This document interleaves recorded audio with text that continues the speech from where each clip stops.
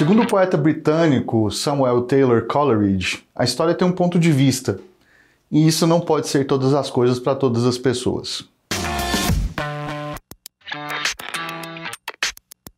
E aí pessoal, beleza? Professor Guga Valente aqui mais uma vez com você no Brasil Escola, hoje falando sobre citação de autoridade. Até comecei a aula hoje com uma citação para a gente poder discutir um pouco sobre isso. Mas antes de eu dar início aqui, nessa explicação sobre como fazer esse tipo de argumento, não se esquece de se inscrever no nosso canal, caso você ainda não tenha se inscrito, e também de ativar as notificações para receber as novidades sempre que a gente tiver uma aula nova. Muito bem, eu comecei a aula com uma citação. Isso já é uma citação de autoridade? Bom, por si só, não, né? Para que isso seja um argumento, é preciso que isso esteja incluído dentro de um contexto, e a gente vai entender como acontece isso a partir de agora. Se pensarmos que argumento é a fundamentação para a defesa de um ponto de vista, então a gente tem que ser cuidadoso ao fazer isso. Então, por exemplo, na hora de escolher uma citação, a gente tem que ser responsável em relação a isso. Então, não é, por exemplo, a gente pegar lá uma citação da relação que o Bentinho tinha com a Capitu, por exemplo, para falar de, sei lá, publicidade infantil. Ou seja, há citações, às vezes, de personalidades que não disseram aquilo, que não pensavam da forma como o recorte foi feito, que não podem ser reclamadas para determinados temas. Não se trata, portanto, só de citar alguém no texto, mas principalmente em contextualizar a citação para que ela faça sentido e para que o ponto de vista possa de fato ser defendido. É preciso pensar, por exemplo, na conexão que existe entre o que o autor fala e o que você está defendendo, para não acontecer uma excrescência de você, por exemplo, pegar um autor que tem um posicionamento, sei lá, racista, e você está fazendo um texto que é antirracista. E você não quer citar aquele autor para defender um posicionamento que é comum de racistas, mas sim para poder defender um ponto de vista antirracista. Isso vai ser o quê? Incoerente, leva a gente ao próximo tópico. Precisamos ter coerência entre as nossas ideias e aqueles que a gente cita. Isso, obviamente, só vai ser inserido dentro de um tema. A gente precisa pensar nesse tema para que ele possa servir adequadamente àquela produção. E, naturalmente, nós precisamos pensar também em como é que é a nossa relação com o conhecimento da situação de produção. Porque você vai encontrar certos autores que disseram coisas diferentes ao longo da vida, inclusive algumas delas contraditórias. Principalmente um autor que produz muito. Se você pega, sei lá, por exemplo, Freud, se você pegar Nietzsche, por exemplo, você vai ver que ao longo da história, esses autores têm fases diferentes. Se você pegar um Machado de Assis, por exemplo, do século XIX, você vai encontrar um posicionamento, às vezes, diferente de um Machado já maduro do século XX.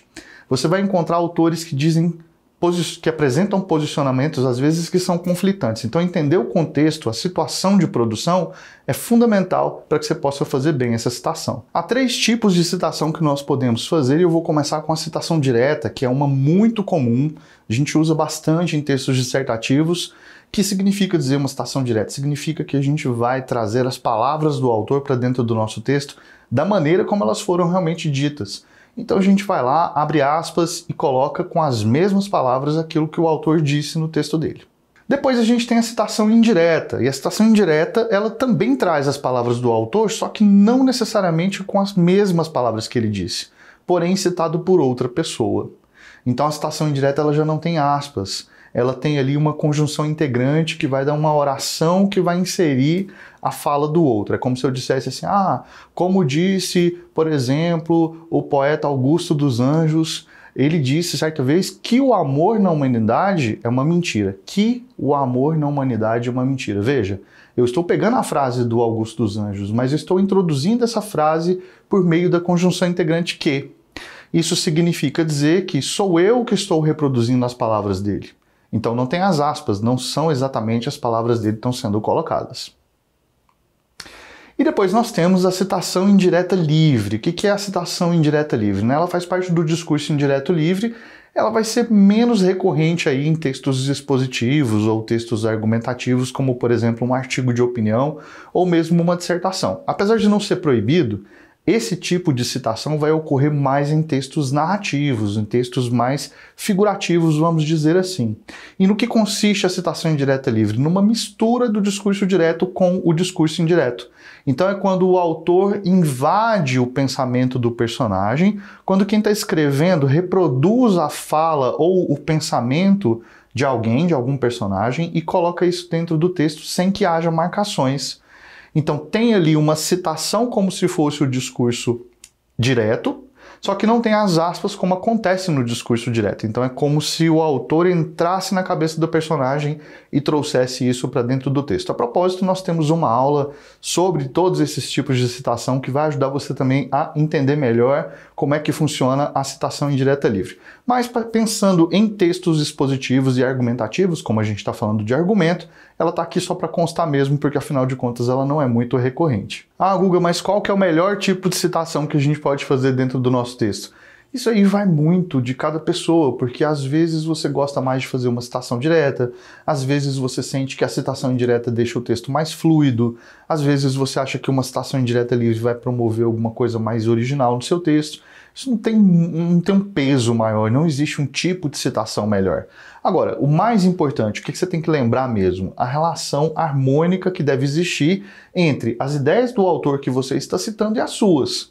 Não pode haver uma discrepância muito grande entre o que você pensa e o que aquele autor defende. Caso contrário, você vai cair numa baita de uma contradição. Agora eu vou pegar aquela mesma citação que eu fiz no começo da aula e incluí-la dentro de um parágrafo, para que isso faça sentido, já que a gente só fazer uma citação não vale, né? Então acompanha comigo aqui. Quase tudo tem um viés, um ponto de vista, e não é possível adotar todos de uma só vez, pois, segundo o poeta britânico Samuel Taylor Coleridge, a história tem um ponto de vista. Isso não pode ser todas as coisas para todas as pessoas. Ou seja, quem conta a história tem um lado e esse lado não serve a todos. Então observe que eu introduzo o tema no parágrafo, eu coloco a citação para comprovar o meu ponto de vista e eu concluo o parágrafo basicamente explicando a citação. Esse é um jeito de fazer, não é o único jeito de fazer. Se eu quiser, por exemplo, começar o parágrafo com a citação, não está errado. Se eu quiser terminar o parágrafo, também não tem tanto problema. Mas o ideal mesmo é que você coloque a citação para comprovar aquela ideia que foi apresentada anteriormente. Então, no meio é sempre o lugar mais interessante. Então é isso, muito obrigado pela sua audiência, eu espero que você tenha gostado dessa aula, que ela seja útil para o seu dia a dia. Não esquece de acessar aqui os outros links que estão aqui na descrição, que eles vão ampliar essa discussão e tornar o seu estudo muito mais interessante. Siga a gente também nas outras redes sociais para maiores informações. Valeu e até a próxima!